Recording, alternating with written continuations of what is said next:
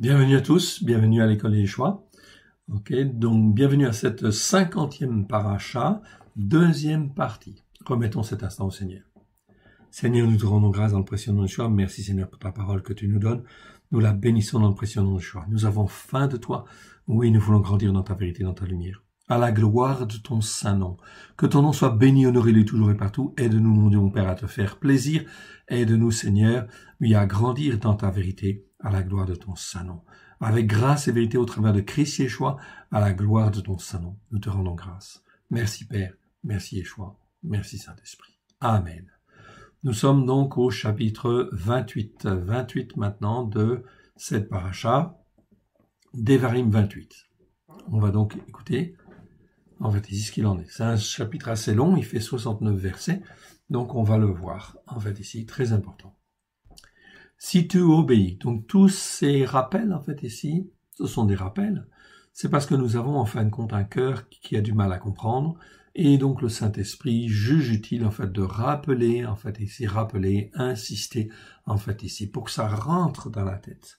Et que nous rentrons dans la tête, eh bien, que ça ne reste pas, en fait, ici, au niveau de nos pensées, mais que ça descende dans le cœur, à la gloire de Dieu. Car il faut que cette Torah soit écrite dans le cœur, par la puissance du Saint-Esprit, avec grâce et vérité, au travers de Yeshua. C'est ça qui est très important, fondamental, pour aider les hommes et les femmes à sortir, en fin de compte, des ténèbres, de ce monde, en fait, ici, et en fait, glorifier Dieu, à la gloire de son saint nom. Les temps pressent, oui, bien sûr, voilà pourquoi il faut savoir ce qu'on a à faire. Et il faut, bien sûr, bien s'ancrer. Verset 1. Si tu obéis à la voix de l'Éternel, ton Elohim, en observant et en mettant en pratique tous ses commandements, pas quelques-uns, c'est marqué tous ces commandements que je te prescris aujourd'hui, l'Éternel, ton Elohim, te donnera la supériorité sur toutes les nations de la terre.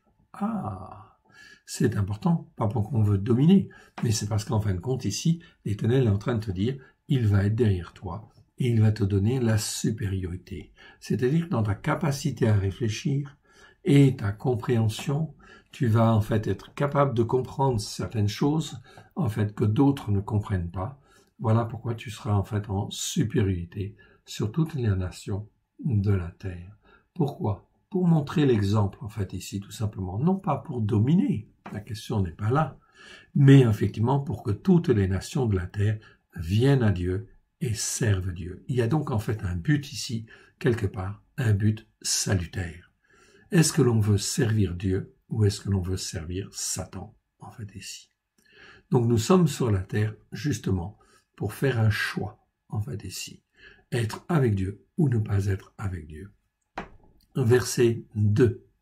Voici toutes les bénédictions qui se répandront sur toi et qui seront ton partage lorsque tu obéiras à la voix de l'Éternel, ton Elohim.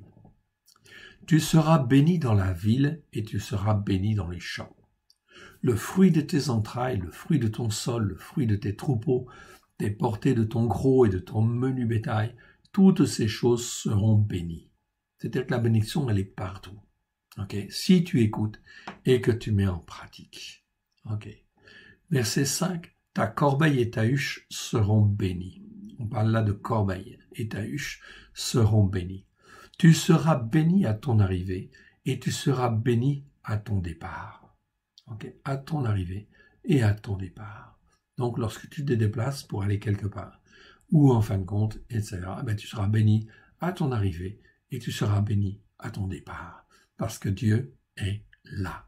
Son onction, en fait, est là. Dans le but, en fait, ici, de quoi faire? De se répandre. Non seulement de te bénir, mais que tu sois lumière, en fait, ici, pour les nations, etc. Parce qu'en fin de compte, vous êtes la lumière, en fait, ici. De Christ, en fait, ici. Christ est la lumière du monde, ok, et nous sommes destinés à être des lumières et à être le sel de la terre. Oui, bien sûr. Ok, donc il faut qu'on soit lumière, bien évidemment. Si on n'est pas lumière, où en fait les gens pourront-ils effectivement, en fait ici, s'adresser?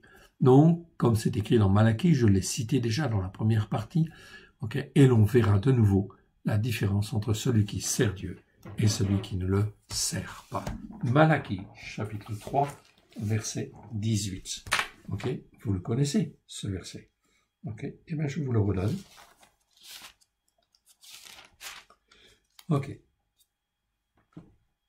Je vais vous le donner, mais cette fois-ci en complet, en fait, ici. Donc, verset 18. Et vous verrez de nouveau la différence entre le juste et le méchant. Okay. C'est-à-dire celui qui ne veut pas écouter, okay, dans la Bible, celui qui ne veut pas écouter la Bible pour la mettre en pratique, et qui persévère dans cette voie-là, est appelé en fait méchant. Okay. C'est pas seulement le méchant, celui qui est méchant physiquement, okay. Non, c'est en fait le méchant dans la Bible, c'est celui, tu peux être très gentil en apparence, mais en fait, dans la Bible, tu es considéré comme un méchant. Pourquoi? Parce que tu ne veux pas écouter et tu ne veux pas mettre en pratique. C'est-à-dire que tu ne veux pas que la Torah soit dans ton cœur et dans ta vie pour l'écouter et la mettre en pratique. Donc là, quelque part, il y a de la méchanceté, en fait, biblique, en fait, ici, quelque part. La méchanceté dans ton cœur. Cette méchanceté, elle doit s'en aller. Okay. Si elle existe, c'est parce que, en fait, compte, ici, dans le cœur, il y a des choses qui n'ont pas été nettoyées. Dans la manière dont on a réfléchi, effectivement, ou qu'on a compris, en fait, les choses, on est erroné, on est dans l'erreur, en fait, ici. Donc, je peux très bien m'appeler chrétien, en fait, et être totalement dans l'erreur, parce que j'ai une capacité à raisonner qui est à côté de la plaque. Et j'ai une capacité à réfléchir qui est à côté de la plaque. Et j'ai une compréhension qui est à côté de la plaque. Oui, c'est important. La réponse est oui. Donc, je peux avoir tout à fait les apparences d'un bon chrétien. Je connais les valeurs chrétiennes, mais en réalité, dans mon cœur, je ne veux pas de la Torah, des prophètes et des psaumes. Et résultat des courses, ça fait de moi que je vais être maudit. Maudit par qui? Par Dieu, bien évidemment. Parce que Christ est venu pour révéler la parole pleine de grâce et de vérité. Non pas pour l'abolir, mais la révéler pleine de grâce et de vérité. Hein? C'est révéler, pas changer, faire une autre loi. Non, non, non, non. C'est en fait révéler la Torah pleine de grâce et de vérité et la mettre dans nos cœurs. C'est ça la volonté de Christ. En fait, la volonté de Dieu, et c'est la volonté de Christ, bien sûr, qui veut faire, bien sûr, la volonté du Père. Donc, il fait exactement la même chose. Et en fait, il nous enseigne avec grâce et vérité. Et lui, en fin de compte, il est là pour, en fait, aussi nous corriger, nous façonner, bien évidemment. Il va toujours exercer, en fait, ici, sa longanimité. Yeshua, en fin de compte, est là pour nous former et nous façonner. Je vous donne, en fait, ici, un verset que le Seigneur, en fait, me donne très souvent, en fait, ici, je vous le donne, ok? C'est en fait ici que Yeshua, il est venu, justement, pour nous façonner et nous instruire. Regardez, en fait, ici, ce que Paulos dit à Timothée, et il le dit à chacun de nous, mon frère, ma soeur, à chacun de nous, il dit, en fait, ceci, 1 Timothée, chapitre 1, verset 12 à 17. Écoute bien. Je rends grâce à celui qui m'a fortifié, à Christ Yeshua notre Seigneur, de ce qu'il m'a jugé fidèle en m'établissant dans le ministère. Donc Paulos a été choisi en fin de compte aussi par Christ, en fait ici selon la volonté de Dieu. Moi qui étais auparavant un blasphémateur, un persécuteur et un homme violent, okay, il le reconnaît et il le dit en fait à Timothée, en fait ici. Okay. Il dit à Timothée, en fait ici, j'étais un blasphémateur, un persécuteur et un homme violent. Blasphémateur, c'est-à-dire un homme qui calomnie, qui médit, qui en fait ici outrage, qui méprise, etc. Il était comme ça. Okay. Verset en fait suivant, parole suivante. Mais j'ai obtenu miséricorde parce que j'agissais par ignorance et dans l'incrédulité. Vous imaginez Paulos? C'était l'un des disciples les plus instruits. Il n'y a pas photo. C'était un des plus instruits. Et il disait, en fait ici, j'agissais par ignorance et dans l'incrédulité. Oui, lui, il disait cela. Ça m'a interpellé très souvent. Je me suis dit, mais comment pouvait-il dire, en fait, qu'il était dans l'ignorance et dans l'incrédulité? Oui, il était dans l'ignorance. Pourquoi? Parce que sa capacité à réfléchir, dianoia, n'était pas renouvelée. Et sa compréhension, nous, en grec, n'était pas en fait renouvelée. Résultat des courses, il avait en fait une capacité à réfléchir, il était capable de réfléchir beaucoup de choses, il savait beaucoup de choses, mais sa compréhension était erroné, en fait, ici. Sa capacité à réfléchir n'était pas comme il faut. Et en fait, ici, sa compréhension, bien évidemment, était déformée. Donc, il ne comprenait pas les choses. Il était dans l'ignorance des choses de Dieu. Pourtant, c'était un homme très instruit. Et lui-même disait ici, je suis dans l'ignorance et dans l'incrédulité. Je ne croyais pas comme il fallait, en fait, ici, tout simplement. Et la grâce de notre Seigneur a surabondé. Oui, la grâce a surabondé. Oui, bien sûr. Avec la foi et l'amour qui est en Christ Yeshua. Merveilleux. Christ a tout accompli à la croix, afin qu'on puisse non pas être éliminé, c'est-à-dire être toujours sur les malédictions pour aller à la perdition, non, mais pour être racheté. Oh oui, bien sûr. Yeshua, en fin de compte, ici, a tout accompli. Ok. Pour que la grâce puisse surabonder, en fait, ici. Paulos, en fait, le dit à Timothée, avec la foi et l'amour qui est en Christ Yeshua. Il va dire verset 15, « C'est là une parole certaine et entièrement digne d'être reçue que Christ Yeshua est venu dans le monde pour sauver les pécheurs dont je suis le premier. » Pour sauver les pécheurs. Yeshua est venu pour sauver les pécheurs. Et comment, en fin de compte, va-t-il apprendre, en fait, aux pécheurs à ne plus être pécheurs? Eh bien sûr, c'est en découvrant dans la Torah, en fait, ici, ce qui est péché, ce qui est transgression, ce qui est iniquité. Bien évidemment, afin d'être lavé des péchés, lavé des transgressions, lavé, en fin de compte, des iniquités. Mon frère, ma sœur, si tu n'as pas la Torah, explique-moi comment tu peux savoir ce que c'est qu'un péché, une transgression et une iniquité.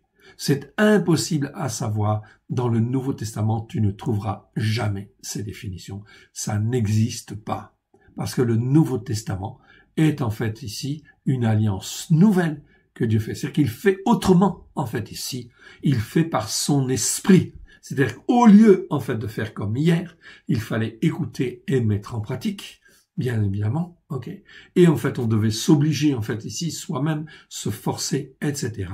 Ok, c'était un ministère glorieux, déjà.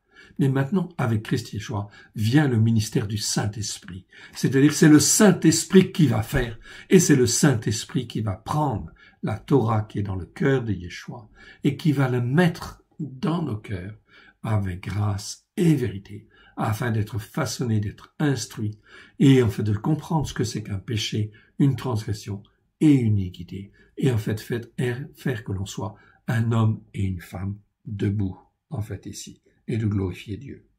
C'est une parole certaine, Paulos va dire, verset 15, à Timothée, c'est une parole certaine et entièrement digne d'être reçue, que Christ Yeshua est venu dans le monde pour sauver les pécheurs, dont je suis le premier, bien évidemment.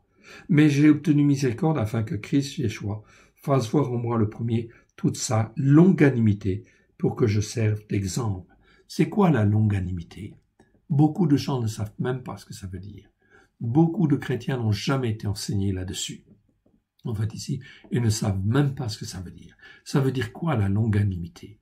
La longanimité, c'est la patience de Christ Yeshua. C'est la patience à supporter les erreurs, les péchés, les transgressions, les iniquités, sans les condamner, dans le but, en fait, ici, d'instruire, en fait, les uns et les autres, le pécheur pour qu'il ne les fasse plus. C'est une patience empreinte de foi, d'amour, ok, de miséricorde, qui sont là pour enseigner et façonner. C'est ce qu'on appelle la longanimité. La longanimité, c'est la patience à ne pas juger, à ne pas exercer une condamnation sur quelque chose qui est condamnable. Pourquoi? Parce que ça n'a plus lieu d'être. Parce que Christ a déjà accompli, en fait, ici, le sacrifice. Donc nous avons été lavés et purifiés. Mais nous n'avons pas là été lavés et purifiés pour être, en fait, des chrétiens aveugles, des chrétiens charnels. Non, nous avons été rachetés afin de pouvoir être instruits et façonnés. C'est le ministère du Saint-Esprit. Okay. C'est en fin de compte ici l'œuvre du Saint-Esprit qui prend en fin de compte la Torah et qui la met avec grâce et vérité dans nos cœurs. Si je veux, en fin de compte, de ce ministère. Ok, Paulos dit, le ministère de la Torah a été glorieux. Ok, mais le ministère du Saint-Esprit, eh bien, sera encore plus glorieux. Mes frères et sœurs, ok, ça va déménager.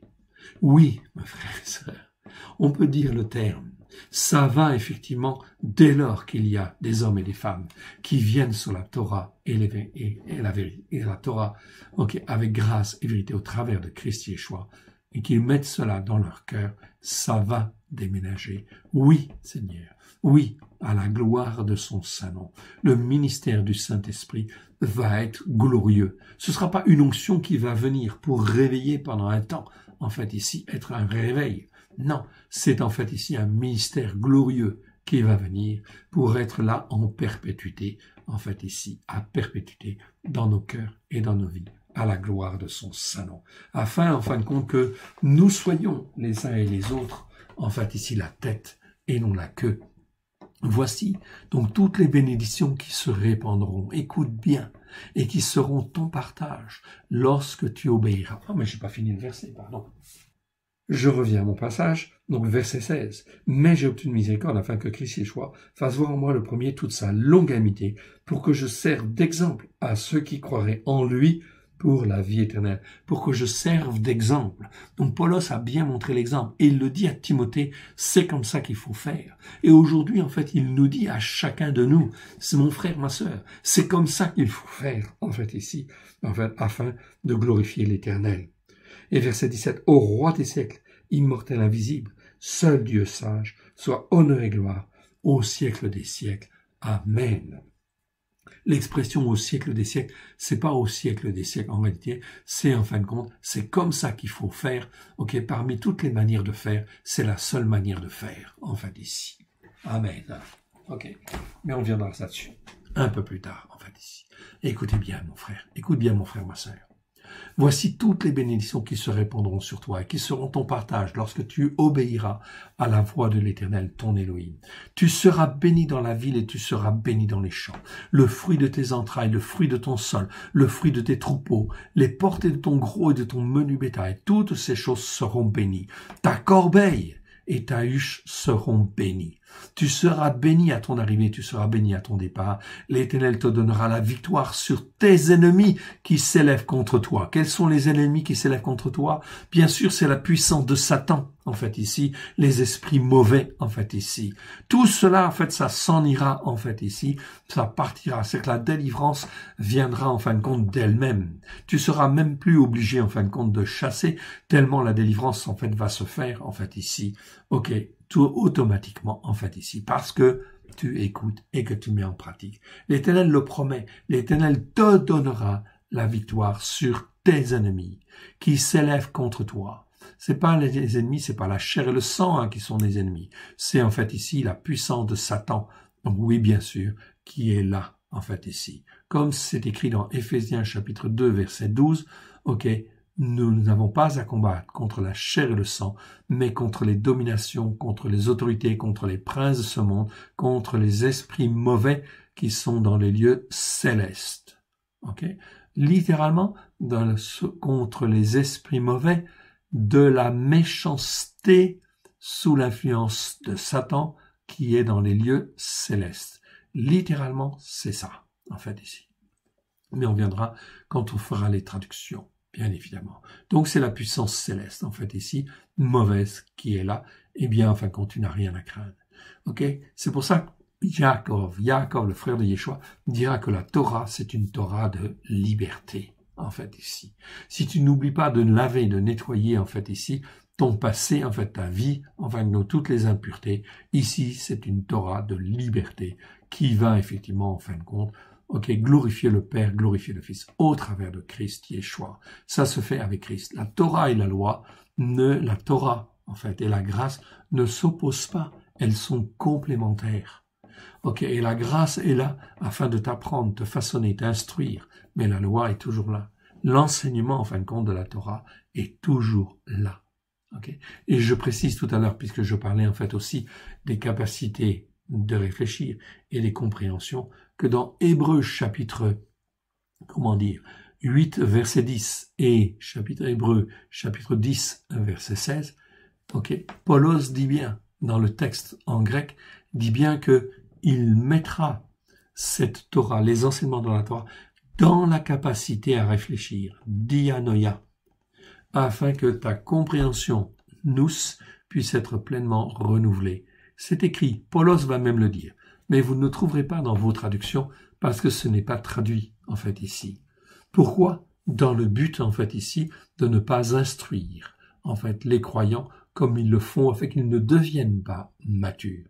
Pourquoi? Tout simplement de pouvoir exercer sur eux un joug, en fait, ici, et une domination, bien évidemment. Alors, mon frère, ma sœur, libère-toi de ces jougs.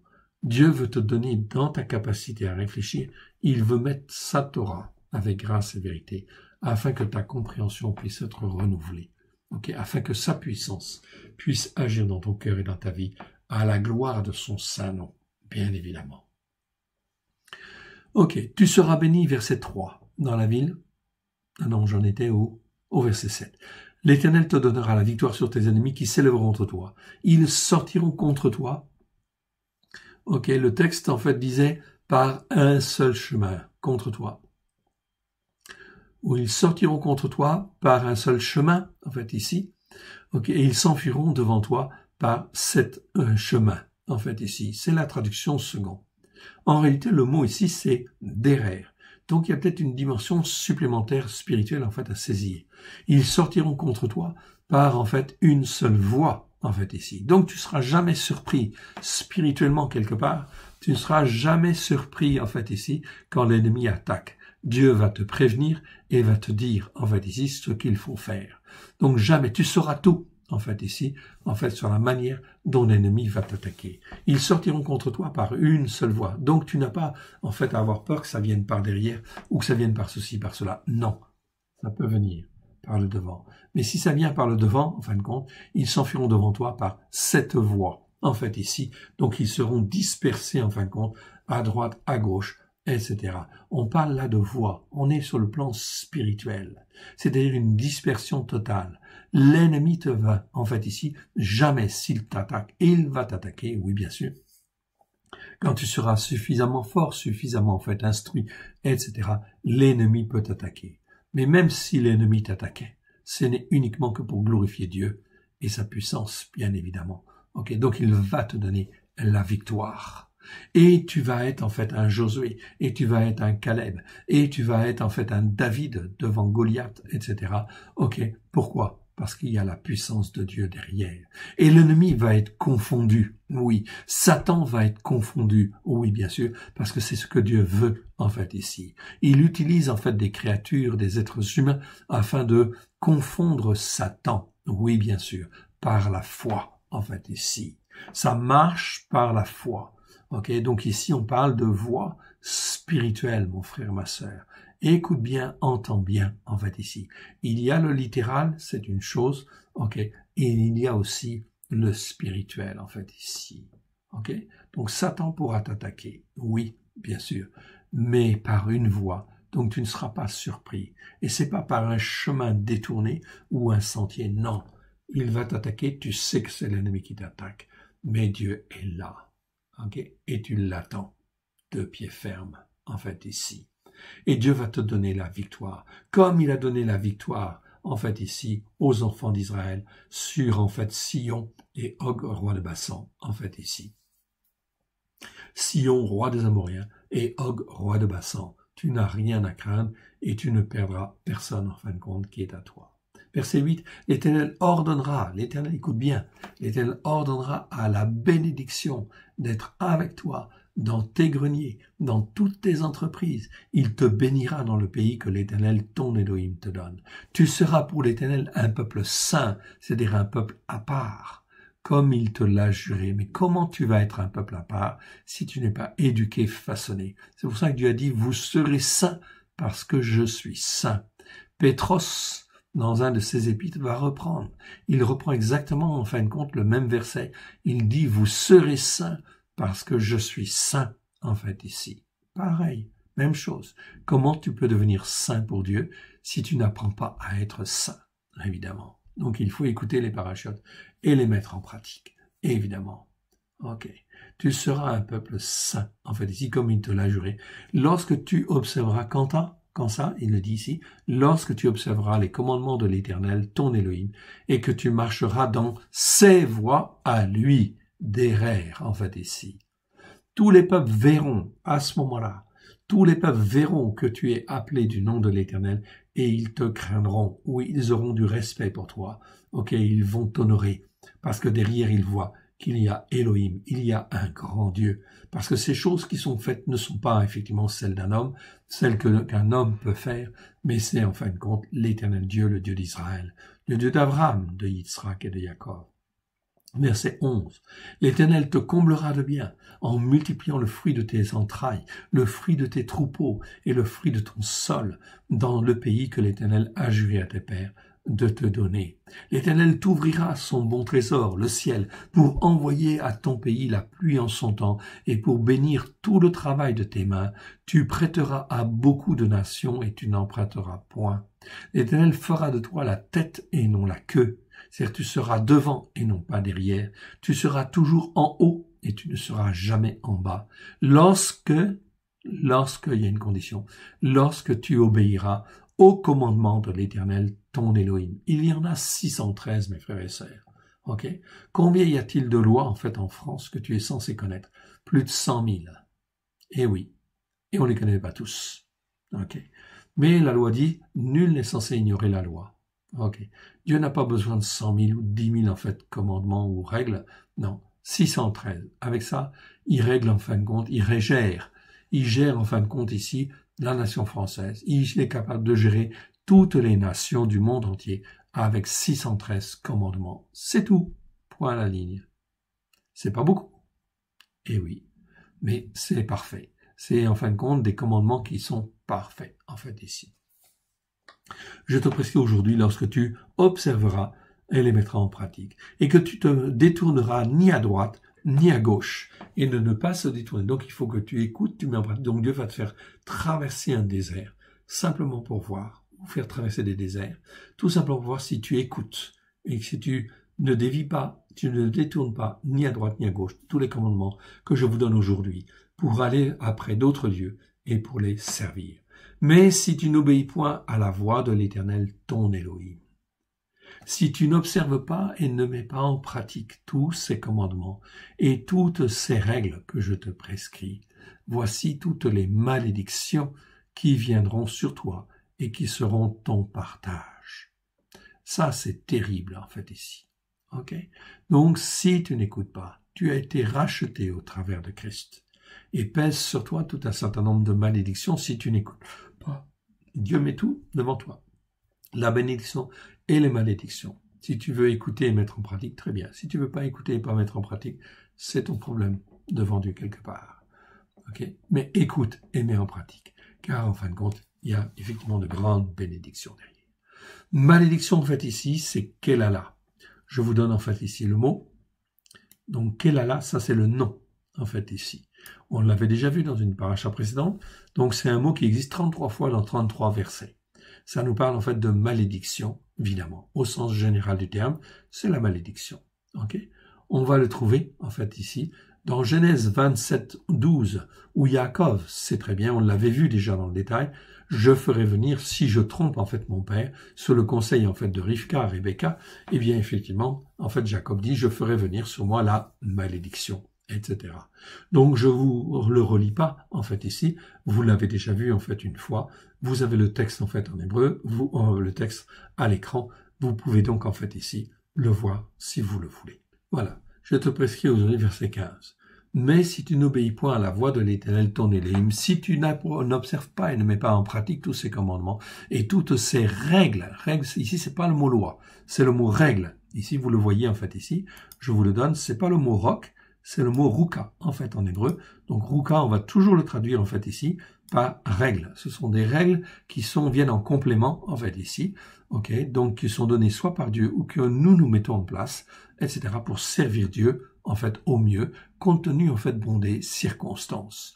Donc c'est pas des lois forcément continuelles. Certaines lois peuvent être continuelles, mais en réalité, en fait, ici, il y a des lois, elles doivent être s'adapter, en fait, au contexte. Oui, bien sûr. Donc, la notion de règle, en fait, ici, est plus appropriée que le mot loi. Le mot loi, on garde le mot roc pour le mot loi, etc. Et ici, ruka, ce sera des règles, en fait, ici. Que je te prescris aujourd'hui, voici toutes les malédictions qui viendront sur toi et qui seront ton partage. Est-ce que ces malédictions existent, en fait, encore aujourd'hui, au travers de Christ Yeshua, si tu persévères à ne pas écouter et à ne pas mettre en pratique? Oui, bien sûr, il y a des jugements qui viennent. Ok, et qui vont pervertir, en fait, ici, ton assemblée. Oui, bien sûr. C'est pour ça que le Saint-Esprit ne reste pas. Vous avez vu au travers des siècles différentes onctions. Le Saint-Esprit est venu, il y a eu des réveils, en fait, ici, mais le Saint-Esprit n'est jamais resté.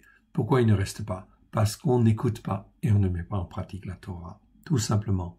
Parce que ces réveils sont pour dire, en fait, ici, voici, je suis, en fait, l'Éternel Dieu, ok, j'agis, je renouvelle, etc., afin que parmi ceux qui sont renouvelés, il y en ait, en fait, aussi qui viennent vers, effectivement, qui reviennent aux racines, comme, en fait, c'était, en fait, au début, en fait, au premier siècle, évidemment, qui reviennent vers le message de Christ et le message des disciples au premier siècle, en fait, ici.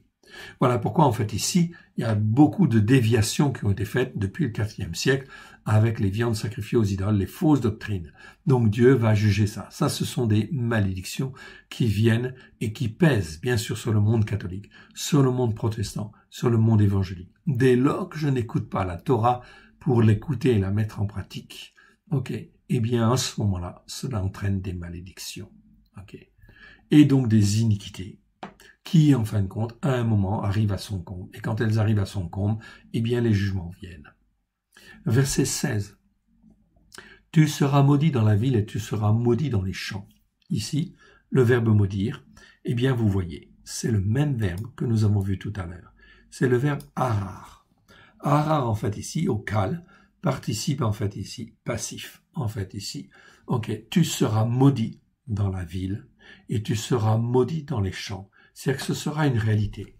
Tu seras maudit, c'est en fait ici, ok, un passif. Ok, tu seras maudit, ok, dans la ville et tu seras maudit dans les champs. C'est-à-dire que la bénédiction ne sera pas là. Ta corbeille et ta huche seront maudites. Même verbe, même conjugaison. Ta corbeille et ta hutte seront maudits. Ici, on parle de corbeille, en fait ici. Retenez simplement le mot entre parenthèses. Le fruit de tes entrailles, le fruit de ton sol, les portées de ton gros et de ton menu bétail, toutes ces choses seront maudites. C'est-à-dire qu'il n'y a rien qui va marcher, en fait, ici. Ok. Pourquoi? Parce que tu n'es pas dans l'écoute et la mise en pratique de la Torah avec grâce et vérité.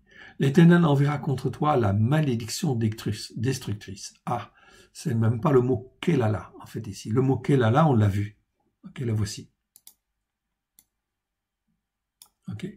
Ici, en fin de compte, ici, j'ai malédiction destructrice. Ah, effectivement, c'est un autre mot. C'est un autre mot qui existe, vous le voyez en fait ici, en hébreu, c'est le mot me'era. Me'era, c'est un mot qui est très assez rare. Heureusement. C'est en fait, il existe 5 fois, dans 5 versets. Nom féminin, numéro Strong 03 994. Ok. On va dire que c'est une malédiction destructrice qui amène à la destruction, en fait, ici. À des jugements, en fin de compte, qui amènent à la destruction. C'est des imprécations, en fait, ici. Mais ce ne sont pas des mots que tout le monde comprend, en fait, ici. C'est des malédictions extrêmement fortes qui amènent à la destruction, en fait, ici. Donc, on a vu que Kelala tout à l'heure, ou Harar, il y avait des malédictions qui amènent à la destruction. Oui, bien sûr. Mais en réalité, en fait, ici, si tu te repens, en fait, ici, très bien, tu as une chance, en fait, encore de te repentir. Mais ici, en fait, avec Me'era, c'est une malédiction, mais qui détruit. Et là, en fin de compte, c'est parce que le jugement de Dieu, eh bien, il est fait. Et qu'en réalité, eh bien, effectivement, il n'y a plus aucune chance de se repentir. La personne peut vivre, le pays peut vivre, mais en réalité, il est voué à la destruction. On pourrait en fait assimiler ça à certains versets en fait ici de la Torah des prophètes et des psaumes qui disent en fait voué à la destruction. Ok, c'est-à-dire quelque chose qui est abominable, qui devient abominable, s'il n'y a plus possibilité de revenir, eh bien c'est voué à la destruction en fait ici. Eh bien c'est ce type de malédiction qui entraîne en fait la destruction. l'Éternel enverra contre toi la malédiction. Si tu persévères, c'est entre guillemets et ainsi, si tu persévères, en fait ici, dans la méchanceté, si tu persévères à ne pas écouter, ça va se terminer par une malédiction destructrice. Ok, enverra contre toi la malédiction destructrice, le trouble et la menace, au milieu de toutes les entreprises que tu feras, jusqu'à ce que tu sois détruit. Bon, le verset nous l'explique lui-même. Ok. Donc ici, jusqu'à ce que tu sois détruit, jusqu'à ce que tu périsses promptement, à cause de la méchanceté de tes actions. Vous voyez, on trouve le mot méchanceté en fait ici. Méchanceté, ça veut dire qu'en fait, Dieu m'a parlé, je sais qu'en fait, ce qu'il veut, et en fait, je sais que c'est bien ce qui est bien, mais je ne le fais pas. Je persévère, en fait ici, dans l'erreur, dans la méchanceté, dans la rébellion, etc. Ok. Eh bien ici, en fin de compte, quand il y a la méchanceté, en fait ici, des actions, et quand elles persévèrent, eh bien, en fin de compte, ça devient très grave. À cause de la méchanceté de tes actions, qui t'aura porté à m'abandonner. Voilà. Qui t'aura porté à m'abandonner. Me'era. Ça existe 5 fois dans 5 versets. Malédiction destructrice. Ça existe dans Deutéronome 28, 20, qu'on l'on voit là. Dans Proverbe 3, 23. Dans Proverbe 28, 27. Dans Malachie 2, 2 et dans Malachie 3, 9. Ainsi, vous pourrez corriger ce mot-là partout dans vos Bibles. Verset 21. L'Éternel attachera à toi la peste. Waouh! La peste, en fait, ici, des vers. Ok? Mot des vers qu'on en a étudié, en fait, ici. Plus en détail, je ne vais donc pas m'attarder. Voilà le mot des vers. Des vers, c'est un mot qui existe 48 fois, donc 48 versets. Ok. Ça exprime, en fait, ici, de quelque chose qui se propage de proche en proche, qui rend triste et calamiteux, qui sépare, isole, qui contamine et qui peut tuer, oui bien sûr. Le Covid-19, c'est un exemple. C'est le premier exemple de contamination, en fait, ici, qui est comme une peste quelque part, mais c'est pas aussi mortel qu'une peste, on est bien d'accord. Mais c'est en fait simplement, Dieu dans sa bonté permet le Covid-19. Dans le but de quoi? D'interpeller. Est-ce que ça va interpeller suffisamment? La réponse, on la connaît déjà. La réponse est non. Peut-être que ça va interpeller quelques-uns. Oui, parce que si Dieu, en fin de compte, le fait, c'est parce que ça va interpeller quelques-uns. Oui, mais pas complètement, bien sûr. Le repentir se dérobe à mes yeux. Je crois que c'est Osée qui le dit, en fait, ici. Je ferai des recherches. L'Éternel attachera à toi la peste jusqu'à ce qu'elle te consume dans le pays dont tu vas entrer en possession. Verset 21. Verset 22, l'Éternel te frappera de maladies infectieuses. Ok, plutôt que consomption. Consomption, personne ne comprend.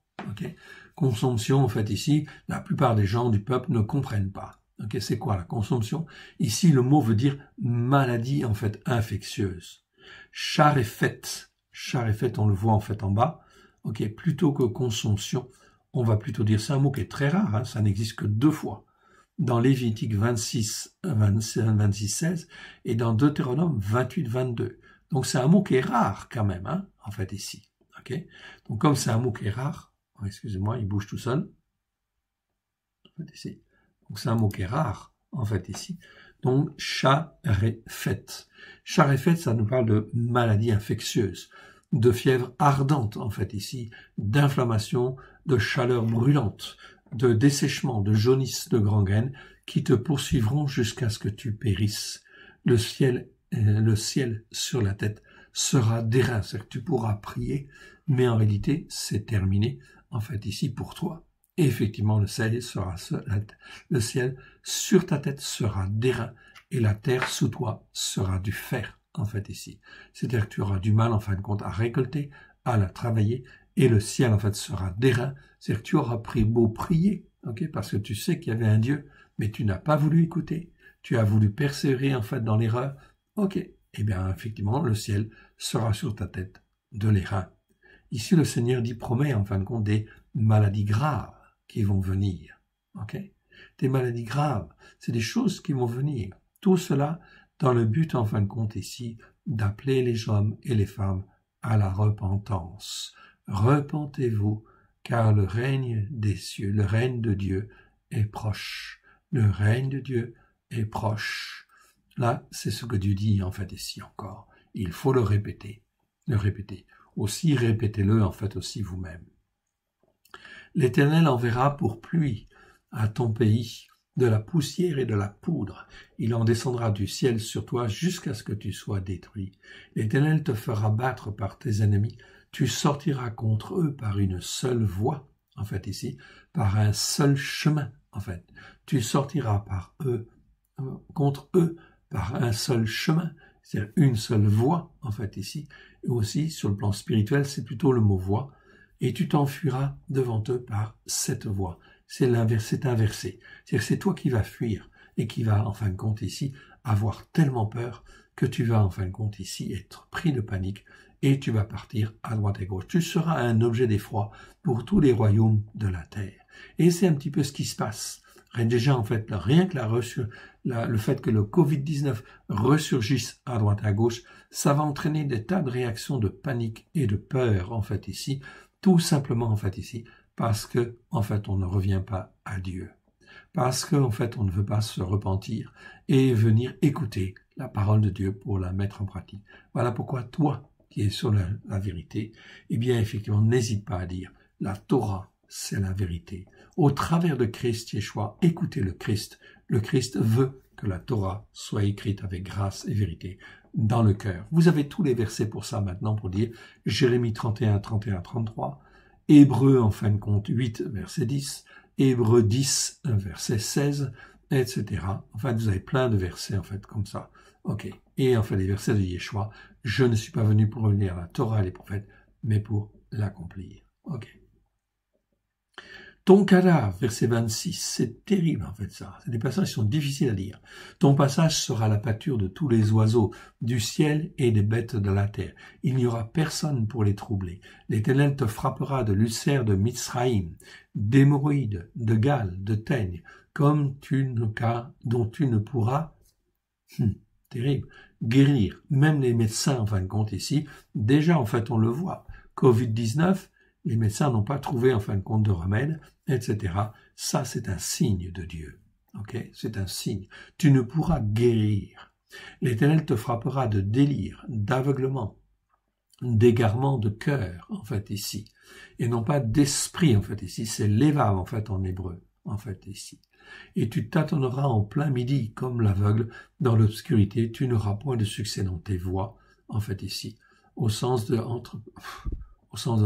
c'est en fait ici, c'est traduit par entreprise dans la seconde. Non, tu n'auras point de succès dans tes voies, en fait ici.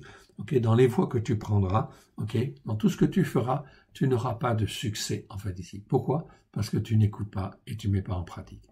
Et tu seras tous les jours opprimé, dépouillé, et il n'y aura personne pour venir à ton secours. Tu auras une fiancée et un autre homme couchera avec elle. Tu bâtiras une maison et tu ne l'habiteras pas. Tu planteras une vigne et tu n'en jouiras pas. Si on veut savoir ce que c'est que les malédictions, eh bien voilà, en fait ici, on a en fait tous les exemples, toute la parole de Dieu, en fait s'explique par la parole de Dieu. Okay, ici, tout est en fait est donné. Ton bovin sera égorgé sous tes yeux, au lieu de ton taureau, parce que c'est le mot shor, mais peu importe, et tu n'en mangeras pas. Ton âne sera enlevé devant toi, et on ne te le rendra pas. Tes brebis seront données à tes ennemis, et il n'y aura personne pour venir à ton secours. Tes fils et tes filles seront livrés à un autre peuple. Tes yeux le verront et languiront tout le jour après eux, et ta main sera sans Dieu. En fait, ici, c'est traduit par sans force, en fait, ici, dans, en fait, Deutéronome 28, 32 et Néhémie 5.5. Mais en réalité, en fait, ici, en hébreu, c'est sans Dieu, sans elle. C'est-à-dire sans la force de Dieu, en fait, ici. Nous avons besoin de la force de Dieu. Voilà pourquoi on ne peut pas traduire, en fait, ici, les autres mots Elohim par Dieu, parce que le mot El, ça, en fin de compte, on le traduit par Dieu, déjà. Donc, Elohim, on ne peut pas le traduire par Dieu, en fait, ici. Dieu au sens de la force, en fait, ici. La puissance, en fait, ici, de Dieu. Oui, bien sûr. Ok, ta main sera sans Dieu. En fait, littéralement, c'est ça. Ta main est sans Dieu, en fait, ici. Donc, on comprend effectivement que Dieu n'est pas avec nous. Un peuple que tu n'auras point connu mangera le fruit de ton sol et tout le produit de ton travail, et tu seras tous les jours opprimé et écrasé. Est-ce que c'est ce que tu veux? Non, bien sûr que non, personne ne veut ça. Alors écoute et mets en pratique. Le spectacle que tu auras sous les yeux te jettera dans le délire. Ok? Voilà ce qui en fait arrive en fait aussi. L'Éternel te frappera aux genoux et aux cuisses d'un ulcère malin dont tu ne pourras guérir. Il te frappera depuis la plante du pied jusqu'au sommet de la tête. L'Éternel te fera marcher, toi et ton roi, et que tu auras établi sur toi, vers une nation que tu n'auras point connue, ni toi ni tes pères, et là tu serviras d'autres dieux, du bois et de la pierre. Verset 37. Tu seras un sujet d'étonnement, de sarcasme, de raillerie, parmi tous les peuples chez qui l'Éternel te mènera. Israël, en fin de compte, n'a pas écouté et n'a pas été mis en pratique. Donc, on n'a pas mis en pratique comme il fallait. Voilà pourquoi la destruction du temple en 70. Ok, bien sûr, les Juifs qui étaient là, en fait, une partie en fait des Juifs, les pharisiens tanaïtes, c'est-à-dire la branche la plus dure, et aussi d'autres, n'écoutaient pas, n'ont pas entendu le message de Christ et n'ont pas entendu le message en fait ici des disciples. Donc, en 70, en fait ici, pratiquement 40 ans plus tard. Ok. Eh bien, effectivement, la ville a été livrée et détruite. Et les Juifs sont dispersés de par le monde. Et en fait, ont erré en fait parmi les nations, ont été un sujet d'étonnement, de sarcasme, de raillerie parmi tous les peuples chez qui l'Éternel te mènera. Oui, Dieu l'avait permis, parce que nous n'avions pas écouté et nous n'avons pas mis en pratique. Okay. Et voilà pourquoi, en fin de compte, nous avons erré pendant des siècles. Mais Dieu maintenant revient à son peuple et ramène son peuple sur sa terre afin de le bénir, de panser en fait les plaies et de lui donner une onction en fin de compte telle que cela va étonner le monde, bien évidemment. Ok. Et donc Dieu va faire les circonstances pour qu'il écoute et qu'il met en pratique. Verset 38. Tu transporteras sur ton champ beaucoup de semences et tu feras une faible récolte. Okay. Car les sauterelles la dévoreront. Okay. Donc ça, c'est encore une malédiction qui vient. Tu planteras des vignes et tu les cultiveras. Tu ne boiras pas de vin et tu ne feras pas de récolte, car les vers la mangeront. Tu auras des oliviers dans toute l'étendue de ton pays, et tu ne te oindras pas d'huile, car tes olives tomberont. Tu engendras des fils et des filles, et ils ne seront pas à toi, car ils iront en captivité. Les insectes prendront possession de tous les arbres et du fruit de ton sol. Okay. L'étranger qui sera au milieu de toi s'élèvera toujours plus au-dessus de toi, et toi tu descendras toujours plus bas. Il te prêtera et tu ne lui prêteras pas. Il sera la tête et tu seras la queue. Toutes ces malédictions, petit i Kelala, en fait ici, donc elles viendront sur toi. Et elles te poursuivront et seront ton partage jusqu'à ce que tu sois détruit. Parce que tu n'auras pas obéi à la voix de l'Éternel, ton Élie, parce que tu n'auras pas observé ses commandements et ses règles qu'il te prescrit. Elles seront à jamais pour toi et pour tes descendants comme des signes et des prodiges. Là, les mots sont bien traduits. Signe, en fait, ici, c'est le mot hôte. Vous le voyez, petit k, en fait, en bas. Ici, je les sélectionne, en fait, ici. Hôte, ça veut dire signe, et en fait, mophet, ça veut dire prodige. Ok, là, c'est bien traduit. Pour n'avoir pas au milieu de l'abondance de toutes ces choses, servis l'Éternel ton Élohim avec joie et de bon cœur. Tu serviras au milieu de la faim, de la soif, de la nudité, de la disette, de toutes choses, tes ennemis que l'Éternel enverra contre toi. Tu mettras un joug de fer sur ton cou, il mettra un joug de fer sur ton cou, jusqu'à ce qu'il t'ait détruit. S'il n'y a pas, on peut dire, rajouter, s'il n'y a pas de repentance, ça va de soi. La repentance est toujours là, et la miséricorde triomphe du jugement dès lors qu'il y a repentance. Toutes ces malédictions, c'est très important quand même de les lire. Pourquoi? Eh bien parce qu'en fait, nos vies peuvent ressembler à une suite de malédictions. Et pourquoi nos vies sont une suite de malédictions?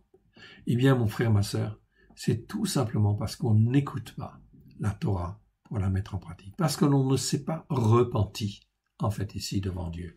Très important, la repentance. Repentez-vous car le règne de Dieu est proche. Ses lois sont immuables, ses règles sont immuables, elles sont valables tout le temps. Que tu sois juif ou non juif, elles sont en fait là, bien évidemment. Et Dieu, en fin de compte, agit selon ses règles, évidemment. Ok. On continue en fait ici ce chapitre 28 parce qu'il est un petit peu long. L'Éternel fera partir de loin des esprits de la terre une nation qui fondera sur toi d'un vol d'aigle, une nation dont tu n'entendras point la langue. C'est-à-dire que tu ne la comprenais pas, ce sont des étrangers. Une nation au visage farouche qui n'aura ni respect pour le vieillard, ni pitié pour l'enfant. Hier, en fait, c'est dit, c'était Nebuchadnezzar qui a fondu, en fait, ici sur Israël. Oui, bien sûr. À cause de quoi? Désobéissance à la Torah. Aujourd'hui, en fait, ici, ne te considère pas à l'abri, en fait, ici, de ces choses, ok, parce qu'effectivement, Dieu peut faire tout ce qu'il veut, en fait. Il peut amener une nation farouche sur la France, en fait, ici, ou sur l'Europe, en fait, ici, mais cela va passer, en fait, par d'autres moyens, en fait, ici, a priori, c'est le fascisme qui va grandir, en fait, ici. Ok. Verset 51. Elle mangera le fruit de tes troupeaux et le fruit de ton sol, jusqu'à ce qu'elle te soit détruite. Elle ne te laissera ni blé, ni mou, ni huile, ni portée de ton gros et de ton menu bétail, jusqu'à ce qu'elle t'ait fait périr. Elle t'assiégera dans toutes tes portes jusqu'à ce que tes murailles tombent, tes hautes et fortes murailles sur lesquelles tu auras placé ta confiance dans toute l'étendue de ton pays. Elle t'assiégera dans toutes tes portes, dans tout le pays que l'Éternel ton Elohim te donne. Même si tu fais des hautes et des fortes murailles, ok, eh bien effectivement, elles seront détruites. Regardez, c'est exactement, en fin de compte, exactement ce qui s'est passé avec Babylone. Babylone, en fin de compte, Nebuchadnezzar était, en fin de compte, ici celui qui a dominé sur toutes les nations à l'époque. Et il a construit, en fait, des murailles, en fait, ici, à Babylone, qui étaient extraordinairement grandes, puissantes et fortes. Est-ce que ça a empêché Babylone d'être prise? Non. Aujourd'hui, on peut consulter, on peut voir les vestiges, on voit les ruines de Babylone, oui bien sûr, et cela est montré à la face du monde. En fait, ici, même les murailles les plus fortes, les plus hautes et les plus fortes, eh bien, elles ont été détruites. C'est un témoignage. C'est pour montrer que rien ne résiste, en fait, à Dieu. Au milieu de l'état de siège, de la détresse, où te réduira ton ennemi, tu mangeras le fruit de tes entrailles, la chair de tes fils et de tes filles, que l'Éternel ton Elohim t'aura donné, abomination des abominations. Tu en seras réduit à considérer que tu peux manger ton fils ou ta fille, etc. pour survivre. C'est vraiment, en fin de compte, être dans la manière de réfléchir, ok, complètement tordu, en fait, ici. Et dans la compréhension des choses, eh bien, en fin de compte, c'est absolument abominable. Verset 54. L'homme d'entre vous le plus délicat et le plus habitué à la mollesse aura un œil sans pitié pour son frère, pour la femme qui repose sur son sein et pour ceux, en fait, de ses enfants qu'il a épargnés. Donc, ça veut vraiment dire, en fait, ici, une méfiance, en fait, ici, extraordinaire vis-à-vis même de ses proches.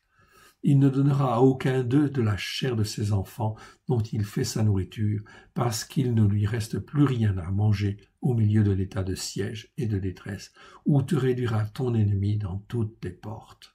Dieu, en fin de compte, ici, permet ces choses-là. Ok. C'est terrible. Surtout, en fin de compte, c'est son peuple. La femme d'entre vous, la plus délicate et la plus habituée à la mollesse, qui par mollesse ou par délicatesse n'essayait pas de poser le pied à terre, la plante du pied, aura un œil sans pitié pour le mari qui repose sur son sein, pour son fils et pour sa fille. Ça veut dire que toutes les compréhensions sont changées, toutes les capacités à raisonner, en fait, ou à réfléchir sont faussées, en fait, ici. C'est Dieu qui agit. C'est ça la malédiction. C'est agir, en fin de compte, ici, pas seulement sur le physique, c'est agir, en fin d'ici, dans la capacité à réfléchir et dans la capacité, en fin de compte, et dans la compréhension, ok, afin, effectivement, que l'homme soit aveuglé, en fait, ici, rendu aveugle, en fait, ici, et qu'il, en fait, s'en aille vers la perdition. Ceci se fait toujours progressivement. Pourquoi? Parce que Dieu espère une seule chose, la repentance. La repentance, en fait, ici. Tout simplement. Verset 58. On l'a lu. Verset 57. Elle ne leur donnera rien de l'arrière-fait, sorti d'entre ses pieds, en fait, à la matrice, en fait, ici. Ok, après qu'elle ait enfanté. De l'arrière-fait qui était même mangé, pas jeté, mais mangé, en fait, ici. Sorti d'entre ses pieds et des enfants qu'elle mettra au monde. Car, manquant de tout, elle en fera secrètement sa nourriture au milieu de l'état de siège et de la détresse, ou te réduira ton ennemi dans tes portes. C'est vraiment, en fin de compte, des abominations, en fait, ici. Donc, c'est des malédictions qui sont vraiment graves, graves, graves. Verset 58. Si tu n'observes pas et ne mets pas en pratique toutes les paroles de cette Torah-là, écoute bien, mon frère, ma sœur, écrites dans ce livre, si tu ne crains pas ce nom glorieux et redoutable de l'Éternel, ton Elohim, l'Éternel te frappera, toi et ta postérité, par des plaies grandes et de longue durée, par des maladies graves et opiniâtres, en fait, ici. Ok?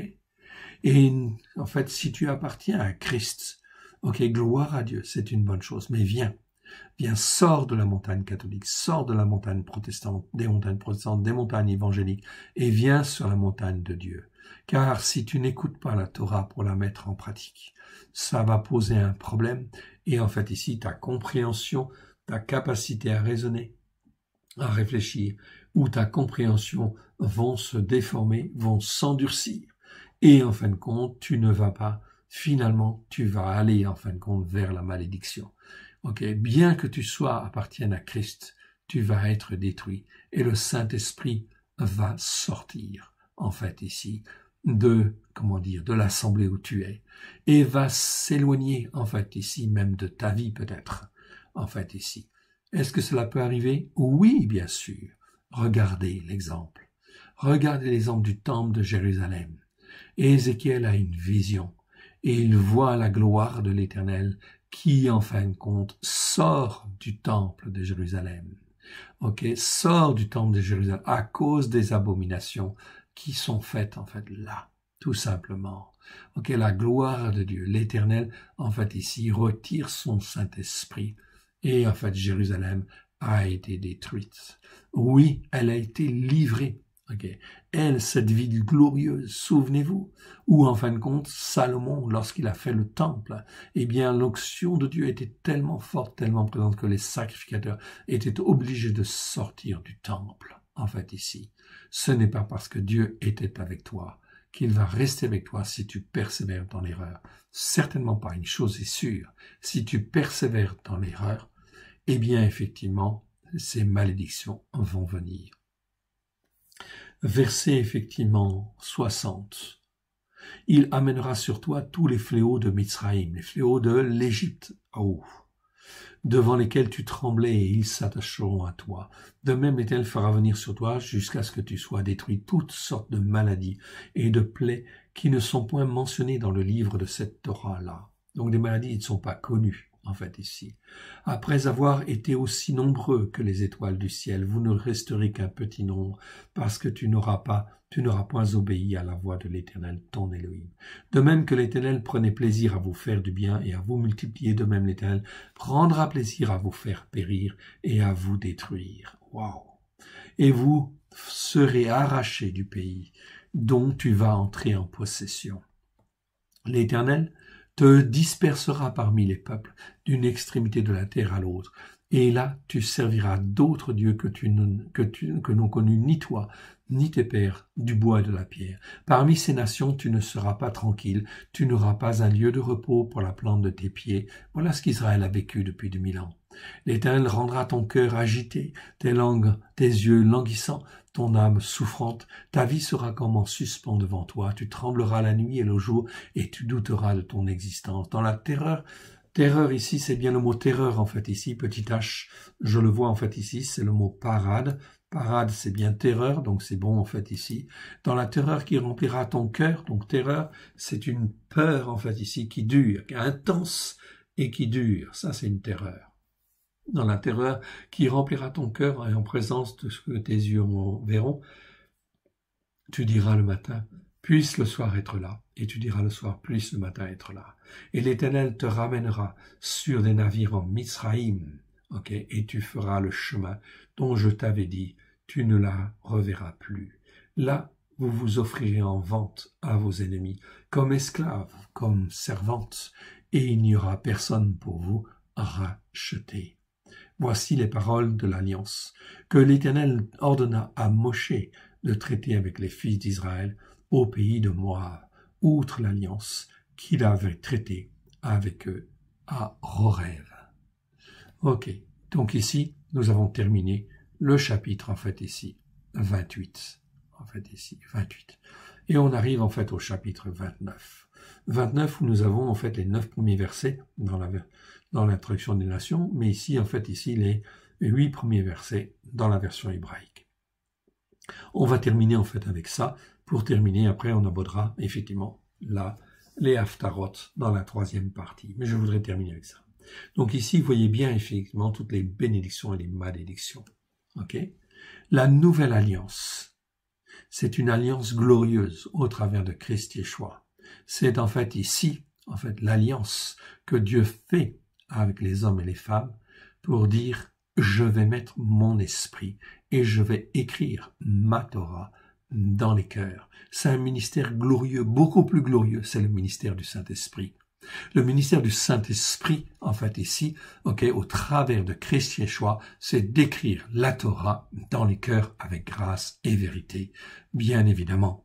C'est un ministère beaucoup plus glorieux, en fait, que le premier ministère. Donc, il n'est pas aboli, c'est changé, en fait, en réalité. La Torah est la même, en fait, en réalité. C'est exactement la même, mais la manière de faire, en fait, est différente. Au travers de Christ Yeshua, c'est là une nouvelle alliance. Cela répond pleinement à ce qui est écrit dans Jérémie, chapitre 31, verset 31 à 33. Jérémie 31, 31, 33, où Dieu dit « Je ferai une alliance nouvelle ». Et cette alliance nouvelle consiste à écrire ma Torah dans les cœurs. Et en fait, ici, Paulos va préciser, par la puissance du Saint-Esprit, évidemment. Et en fait, ici, Paulos va préciser, oui, en fait, c'est la Torah dans la capacité à réfléchir, afin que nous puissions réfléchir avec les enseignements de la Torah. Donc, il faut que la Torah soit dans notre cœur, on va dire, quelque part. En fait, dans notre cœur spirituel. Ce qu'on l'est en fait en nous, écrite avec grâce et vérité au travers de Christ Yeshua, afin, en fin de compte, de pouvoir avoir une compréhension qui soit renouvelée par le Saint-Esprit. Paulos va même dire que ceci, en fait, nous permet de la connaissance de base, qui est gnosis, en fait, en grec. Ceci nous permet de passer de la connaissance de base, la connaissance du salut, tout le monde l'a, ça va de soi, au travers de Christ. Mais en fait ici, dans les évangiles et dans les épîtres, en fait ici, Paulos nous parle aussi de l'épignosis. La gnosis, c'est la connaissance de base. Mais de la connaissance de base, en fait ici, Dieu dit, en fait ici, on parle de l'épignosis. Donc c'est gnosis, ça veut dire connaissance, et épignosis, c'est la connaissance précise et correcte. Épignosis, un mot grec qui existe 20 fois dans 20 versets, qui n'est jamais traduit, vous ne le trouverez pas en fin de compte dans vos traductions, ça n'existe pas. Voilà pourquoi on est obligé de retraduire en fait ici, et dans notre version, bien sûr, on les a tous repérés. Et en fait, Dieu dit en fait ici, il faut que le Saint-Esprit renouvelle ta capacité à réfléchir et ta compréhension des choses, afin que tu passes de la connaissance à la connaissance précise et correcte de Dieu. La connaissance précise et correcte de Christ, la connaissance précise et correcte de la vérité. Amen. C'est donc extrêmement important. On est là dans un ministère du Saint-Esprit. Et c'est le Saint-Esprit qui forme, qui façonne les hommes et les femmes. Aucun, en fait, en enseignant, en fait, ne peut faire ce travail-là. En fait, nous ne pouvons que aider, montrer le chemin, montrer la voie, mais le travail qui est fait dans les cœurs des gens, c'est le Saint-Esprit qui le fait. Et il le fait en fait ici, automatiquement, systématiquement, dans le cœur des uns et des autres. Et c'est le meilleur consolateur. On peut pas avoir de meilleur consolateur que le Saint-Esprit.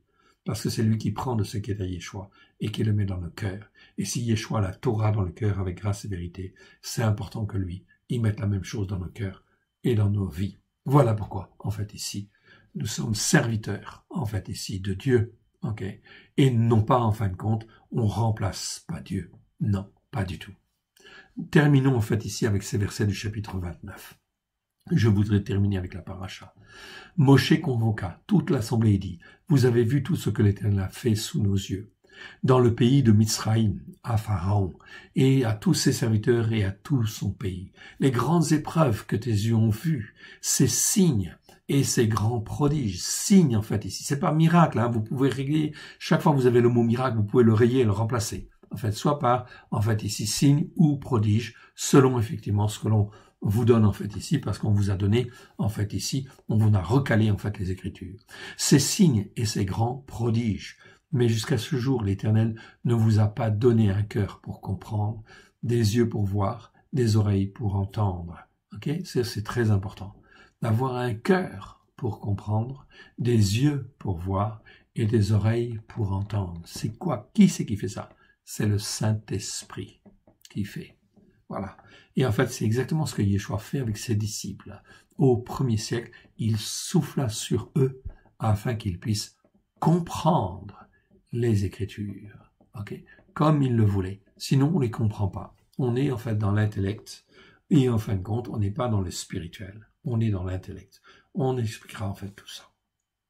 Ok. Mais jusqu'à ce jour, donc, l'Éternel ne vous a pas donné un cœur pour comprendre, des yeux pour voir, des oreilles pour entendre. Mais à nous, il nous le donne au travers de Christ Yeshua. Voilà pourquoi on a besoin du baptême, déjà, et du baptême d'eau, et du baptême, en fait, du Saint-Esprit. Je t'ai conduit pendant 40 années dans le désert, tes vêtements ne se sont point usés sur toi, et ta sandale ne s'est point usée à ton pied. C'est pas soulier, hein, il n'y avait pas de souliers dans le désert, hein, ce sont des sandales. Vous n'avez point mangé de pain et vous n'avez bu, ni vin, ni liqueur forte, afin que vous connaissiez que je suis l'Éternel, votre Elohim. Vous êtes arrivés dans ce lieu, Siron, roi de Resbon, okay, et en fait ici, Og, roi de Bashan, sont sortis à notre rencontre pour nous combattre. Et nous les avons battus, c'est-à-dire ce sont des montagnes. Ils étaient invincibles. Oui, bien sûr, mais avec Dieu, c'est pas un problème. Donc ici, la montagne spirituelle devant laquelle on est, en fait ici, la montagne des viandes sacrifiées aux idoles, les montagnes spirituelles, en fait, sur lesquelles nous avons été élevés, Dieu, en fait, ici, peut les détruire. C'est pas un problème. Nous avons pris leur pays et nous l'avons donné en propriété aux Rouveni, c'était aux Rubénites, aux Gadites, et à la moitié de la tribu de Ménachi, Manassé. Vous observez donc les paroles de cette alliance avec un grand A, et vous les mettrez en pratique, afin de réussir dans tout ce que vous ferez. C'est là quelque chose d'essentiel et de fondamental. Que l'Éternel vous bénisse et vous garde. Pour cette deuxième partie, nous allons la clôturer en fait ici. Merci Seigneur pour tout ce qui n'est pas de toi, que cela s'en aille dans les lieux arides, et que ce qui est de toi soit loin de grâce et de vérité au travers de Christ Yeshua, et puisse trouver un terrain favorable dans chacun de nos cœurs, afin Seigneur de produire les racines que toi tu veux, et que cela ne remonte pas au ciel, sans avoir pleinement accompli ta volonté, mon Dieu mon Père. Merci Père, merci Yeshua, merci Saint-Esprit. Que l'Éternel vous bénisse et vous garde. Shabbat Shalom, à tout à l'heure pour la troisième partie.